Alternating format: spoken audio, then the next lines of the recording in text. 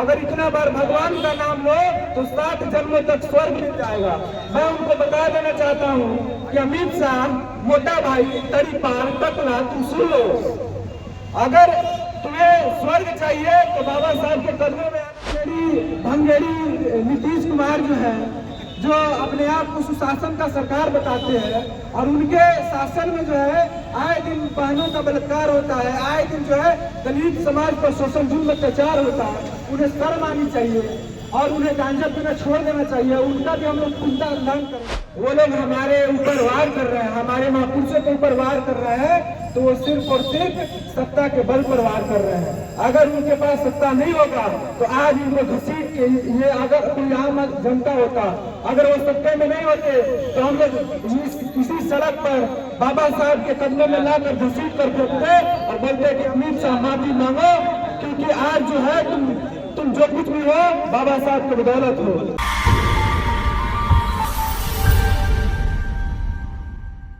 Doctor Bhimrao Ambedkar ji के लिखित संविधान से यह देश चलता है, और उन्हीं को जो सदन में अपमानित करने का काम किया जाता है वो भी हमारे भारत के गृह मंत्री के द्वारा। ये वाकई बर्दाश्त होने वाला शब्द नहीं है।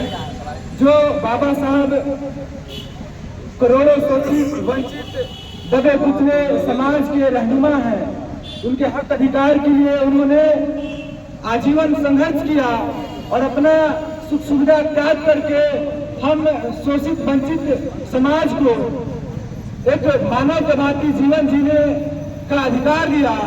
आज उनके जाने के बाद, उनका संविधान लागू होने के बाद और उन्हीं के देश में उनका इस तरह से अपमान किया जा रहा है, ये बिल्कुल बर्दाश्त होने योग्य नहीं है। अमित शाह अगर ऐसा घटना का अंजाम दोबारा करते हैं तो हम लोग जो है उनको जवाब वोट से देने का काम करेंगे, क्योंकि रोड पर हम लोग कितना भी प्रदर्शन कर ले हम लोग उनका कुछ नहीं कर सकते हैं। हम लोग चिल्ला सकते हैं, तड़प कर मर सकते हैं, लेकिन वो लोग सदन में बैठ करके कुछ भी कर सकते हैं, क्योंकि वो सत्ता में है और सत्ता वो मास्टर चाबी है जो सारे बंद दरवाजे को खोल सकती है साथियों। तो इसलिए हम लोगों को ध्यान देना होगा। अगर वो लोग हमारे ऊपर वार कर रहे हैं, हमारे महापुरुषों के ऊपर वार कर रहे हैं, तो वो सिर्फ और सिर्फ सत्ता के बल पर वार कर रहे हैं। अगर उनके पास सत्ता नहीं होगा तो आज इनको घसीट के, ये अगर कोई आम जनता होता, अगर वो सत्ता में नहीं होते तो हम लोग किसी सड़क पर बाबा साहब के कदमों में लाकर घसीट कर फेंकते और बोलते कि अमित शाह माफी मांगो, क्योंकि आज जो है तुम जो कुछ भी हो बाबा साहब की बदौलत हो। तो साथियों, इस चीज पर आप लोग विचार करेंगे और अमित शाह को जब तक जो है माफी नहीं मांग लेते, बाबा साहब के चरणों में घुटना नहीं टिकवा देते, हम लोग का ये विरोध जारी रहेगा।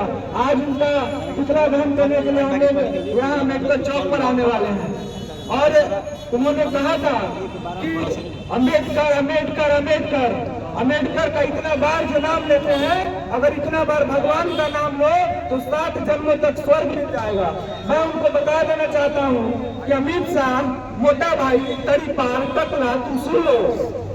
अगर तुम्हें स्वर्ग चाहिए तो बाबा साहब के कदमों में आना होगा, और तुम्हें यह भूल है कि हम लोग स्वर्ग में नहीं है। बाबा साहब ने हम लोग को जीते जी स्वर्ग दिया है, क्योंकि तुम लोगों के अनुसार, जब मनुस्मृति के अनुसार हम लोग जी रहे थे तो हम लोगों का वो जीवन नर्क था, और बाबा साहब ने संविधान लिख करके हम लोगों को वो नर्क की भांति जीवन को स्वर्ग हम लोगों को दिया है। तो हम लोगों को भगवान, हमारे रामबर, हमारे मसीहा, हमारे मुक्तिदाता और भगवान है तो सिर्फ और सिर्फ बाबा साहब डॉक्टर भीमराव अम्बेडकर जी है। और आज उनके सामने हम लोग जो है, जो अमित शाह गृह मंत्री है, उसका पुतला दहन करने वाले हैं, और साथ में हमारे ये जो गंजेड़ी भंगेड़ी नीतीश कुमार जो है, जो अपने आप को सुशासन का सरकार बताते हैं, और उनके शासन में जो है आए दिन बहनों का बलात्कार होता है, आए दिन जो है दलित समाज पर शोषण जुल्म अत्याचार होता है। उन्हें शर्म आनी चाहिए और उन्हें गांजा पीना छोड़ देना चाहिए। उनका भी हम लोग पिंडदान करेंगे। और हमारे जो क्यूट बॉय, हमारे स्मार्ट नेता बिहार के, शायद वो अपने ड्यूटी पर ध्यान ना देकर के बिहार पर अगर ध्यान दिए होते, हमारे दलित पिछड़े शोषित वंचित पर ध्यान दिए होते, जिस समाज से आते हैं, पासवान समाज से, उस समाज पर ध्यान दिए होते तो आज हमारा समाज ऐसा नहीं होता। और आज वो भाजपा के गोद में जाकर के हनुमान बन करके उड़ रहे हैं और भाजपा के चरणों में पड़े हुए हैं और हमारे समाज को बेचने का काम कर रहे हैं। उनका भी हम लोग पुतला दहन करेंगे और आने वाला वक्त में जो भी हमारे बाबा साहब के विरोध जाएगा, हमारे समाज के विरोध जाएगा, हमारा वोट लेकर के हमको ठगेगा, हमारा साथ नहीं देगा, उन सब का विरोध करेंगे और उन सब का पुतला दहन करेंगे। इन्हीं चंद बातों के साथ मैं अपने वाणी को विराम देता हूँ। हमारे साथ प्रदेश अध्यक्ष अमर ज्योति भैया जी हैं, अब वो भी अपने शब्दों से संबोधित करेंगे।